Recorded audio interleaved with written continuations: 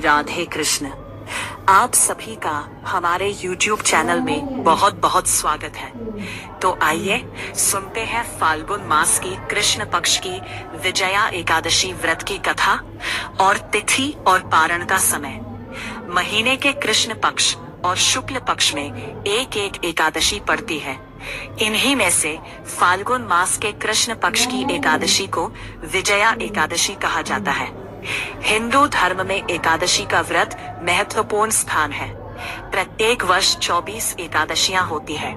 जब अधिक मास या मलमास आता है तब इनकी संख्या बढ़कर 26 हो जाती है। विजया एकादशी अपने नामानुसार विजय प्रदान करने वाली है। भयंकर शत्रुओं से जब आप घिरे हो और पराजय सामने खड़ी हो, उस विकट स्थिति में विजया नामक एकादशी आपको विजय दिलाने की क्षमता रखता है। प्राचीन काल में कई राजे महाराजे इस व्रत के प्रभाव से अपनी निश्चित हार को जीत में बदल चुके हैं। इस महाव्रत के विषय में पद्म पुराण और स्कंद पुराण में अति सुंदर वर्णन मिलता है। अर्जुन भगवान श्री कृष्ण से एकादशी का महात्म्य सुनकर आनंद विभोर हो रहे हैं। जया एकादशी के महात्म्य को जानने के बाद अर्जुन कहते हैं, माधव, फाल्गुन मास में कृष्ण पक्ष की एकादशी का क्या महात्म्य है, आपसे मैं जानना चाहता हूँ। अतः कृपा करके इसके विषय में जो कथा है वह सुनाएं। अर्जुन द्वारा अनुनय पूर्वक प्रश्न किए जाने पर श्री कृष्ण चंद्र जी कहते हैं, प्रिय अर्जुन, फाल्गुन मास की कृष्ण पक्ष की एकादशी विजया एकादशी के नाम से जानी जाती है। इस एकादशी का व्रत करने वाला सदा विजयी रहता है। हे अर्जुन, तुम मेरे प्रिय सखा हो, अतः मैं इस व्रत की कथा तुमसे कह रहा हूँ। आज तक इस व्रत की कथा मैंने किसी को नहीं सुनाई।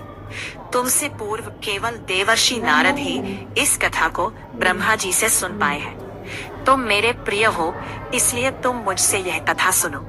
त्रेता युग की बात है। श्री रामचंद्र जी, जो विष्णु के अंशावतार थे, अपनी पत्नी सीता को ढूंढते हुए सागर तट पर पहुँचे। सागर तट पर भगवान का परम भक्त जटायु नामक पक्षी रहता था। उस पक्षी ने बताया कि सीता माता को सागर पार लंका नगरी का राजा रावण ले गया है और माता इस समय अशोक वाटिका में है।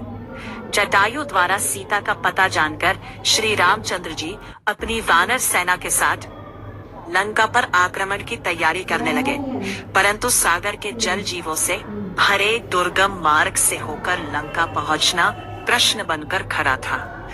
भगवान श्री राम इस अवतार में मर्यादा पुरुषोत्तम के रूप में दुनिया के समझ उदाहरण प्रस्तुत करना चाहते थे।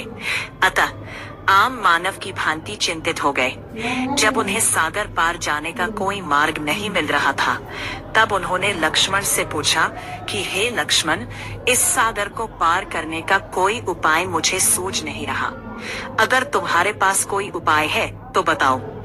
श्री रामचंद्र जी की बात सुनकर लक्ष्मण बोले, प्रभु, आपसे तो कोई भी बात छिपी नहीं है।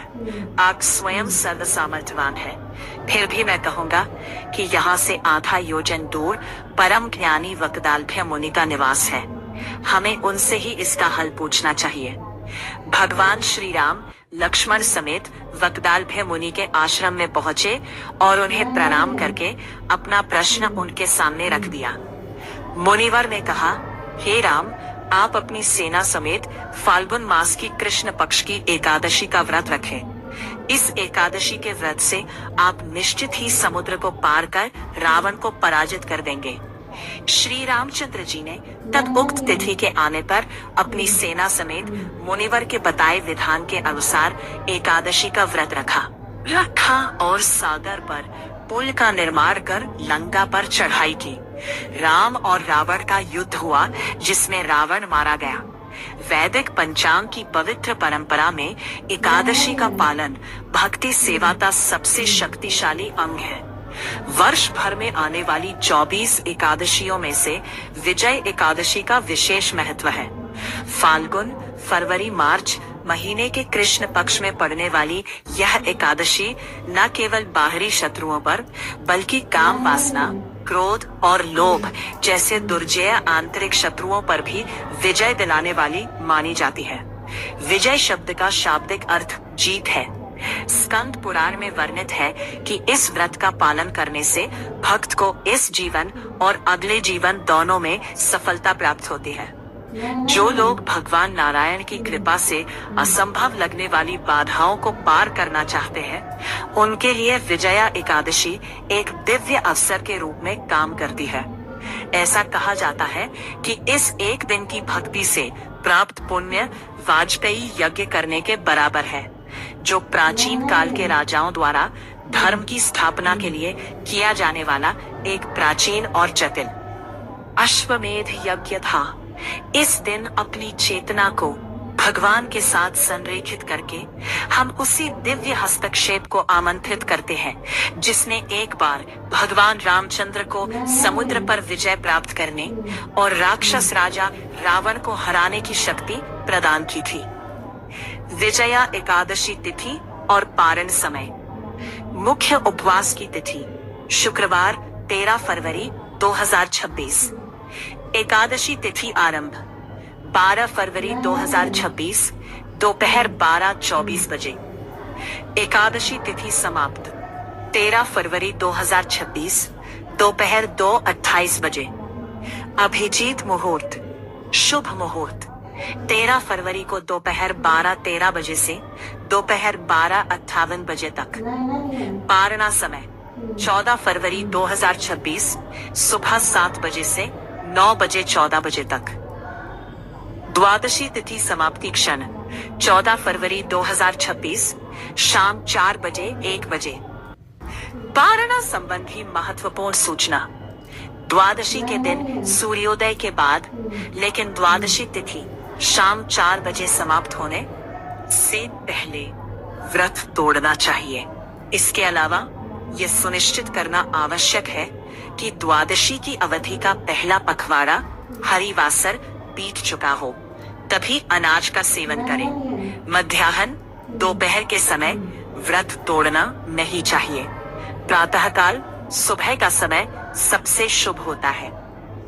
विजय एकादशी का आध्यात्मिक महत्व और महिमा। इस पवित्र दिन की महिमा का ज्ञान सर्वप्रथम भगवान ब्रह्मा ने महान ऋषि नारद मुनि को दिया और बाद में भगवान श्री कृष्ण ने महाराजा युधिष्ठिर को। फाल्गुन मास में कृष्ण पक्ष की एकादशी प्रत्येक कार्य में विजय दिलाने के लिए विशेष रूप से महत्वपूर्ण है। 1. जीवन की बाधाओं पर विजय। ये एकादशी विशेष रूप से उन लोगों के लिए है जो आध्यात्मिक या भौतिक दुविधाओं के दौर से गुजर रहे हैं, चाहे वह पेशेवर चुनौती हो, स्वास्थ्य संकट हो या कर्मों का बोझ। भगवान विष्णु की कृपा दिव्य प्रेरणा का काम करती है। व्रत रखने से भक्त को मानसिक स्पष्टता और आध्यात्मिक शक्ति प्राप्त होती है, जिससे वे दुख के अथाह सागरों से पार पा सकते हैं। पुराने और नए पापों का उन्मूलन। भगवान ब्रह्मा बताते हैं कि ये उपवास का सबसे प्राचीन दिन है, जो सभी पापों को नष्ट करने में सक्षम है। ये प्रारब्ध कर्म, वर्तमान में प्रकट हो रहे पाप और अप्रारब्ध कर्म, अप्रकट पाप के बीच दोनों को संबोधित करता है। इस दिन किया गया आध्यात्मिक शुद्धिकरण चित्त चेतना को शुद्ध करता है, जिससे ये भक्ति के विकास के लिए उपजाऊ भूमि बन जाती है। 3. आध्यात्मिक मुक्ति मोक्ष। भौतिक विजयों से परे परम विजय जन्म और मृत्यु के चक्र संसार से मुक्ति है। जो लोग पूर्ण श्रद्धा के साथ विजय एकादशी मनाते हैं, उन्हें ईश्वर के चिंता मुक्त राज्य वैकुंठ में स्थायी निवास का वचन मिलता है, जहां वे भगवान नारायण की शाश्वत सेवा कर सकते हैं। वाजपेयी बलिदान का गुण। भगवान कृष्ण आश्वासन देते हैं कि इस एकादशी की महिमाओं को पढ़ने या सुनने का पुण्य अश्वमेध यज्ञ करने के समर्थ है। कलयुग में जहां जटिल वैदिक यज्ञों का पूर्णतया निष्पादन असंभव है, एकादशी व्रत का सरल लेकिन गहन कार्य सर्वोच्च आध्यात्मिक उपलब्धियों का एक सरल मार्ग प्रदान करता है। परंपरागत कथा हमें त्रेता युग में ले जाती है। राक्षस राजा रावण द्वारा माता सीता के अपहरण के बाद भगवान रामचंद्र मनुष्य रूप धारण करके वानरों और भालुओं की अपनी सेना के साथ विशाल सागर के तट पर पहुंचे। शार्कों और भयंकर जलीय जीवन से भरे अथाह सागर के सामने खड़े होकर भगवान ने अपने भाई लक्ष्मण से चिंता व्यक्त की। उन्होंने कहा, हे सुमित्रा पुत्र, हम वरुण देव के इस विशाल निवास को कैसे पार करेंगे? मुझे इस विशाल सेना के लिए लंका के तट तक पहुंचने का कोई आसान रास्ता नहीं दिखता। ऋषि बकदलभ्य का ज्ञान लक्ष्मण ने भगवान राम को बकादलभ्य नामक एक महान और बुद्धिमान ऋषि की याद दिलाई, जिनका आश्रम तट से मात्र 4 मील दूर एक द्वीप पर स्थित था। ये ऋषि इतने प्राचीन थे कि उन्होंने अनेक ब्रह्माओं को आते जाते देखा था, जो उनकी अपार आध्यात्मिक आयु और ज्ञान का प्रतीक था। भगवान राम और लक्ष्मण ने ऋषि के आश्रम का दौरा किया और उन्हें सादर प्रणाम किया। ऋषि ने तुरंत भगवान राम को परम पुरुषोत्तम भगवान के रूप में पहचान लिया। जब भगवान ने समुद्र पार करने का मार्ग पूछा तो बकदलभ्य मुनि ने उत्तर दिया, हे राम, मैं आपको सभी व्रतों में सबसे श्रेष्ठ व्रत का मार्ग बताता हूँ। फाल्गुन के कृष्ण पक्ष में विजय एकादशी का व्रत करने से आप रावण पर विजय प्राप्त करेंगे और शाश्वत महिमा प्राप्त करेंगे। क्रियान्वयन और परिणाम ऋषि के सटीक विधि निर्देशों का पालन करते हुए भगवान राम और उनके सेनापतियों ने उपवास रखा। इस भक्ति से उत्पन्न आध्यात्मिक शक्ति के कारण समुद्र में फेंके गए पत्थर तैरने लगे, जिससे सेना को समुद्र पर पुल बनाने और अंततः रावण की राक्षसी सेनाओं को नष्ट करने में सहायता मिली। ये कहानी हमें शाश्वत रूप से याद दिलाती है कि परमेश्वर भी एकादशी के नियमों का सम्मान करते हैं, ताकि हमें विजय का मार्ग दिखा सके।